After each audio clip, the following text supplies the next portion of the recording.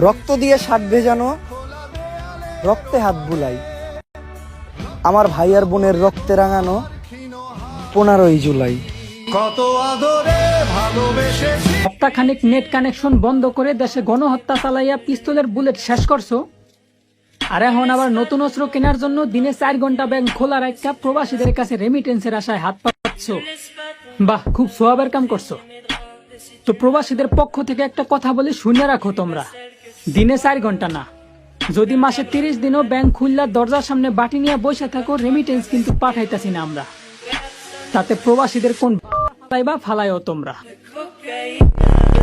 নারীর গর্ভ থেকে জন্ম নিয়ে নারীর ইজ্জত ধরেই দেয় টান। তারা দেখতে হুবহু মানুষের মতো, কিন্তু মানুষ না, মানুষ রূপী শয়তান। যারা মানুষ হয়েও মানুষের হত্যা করতে পারে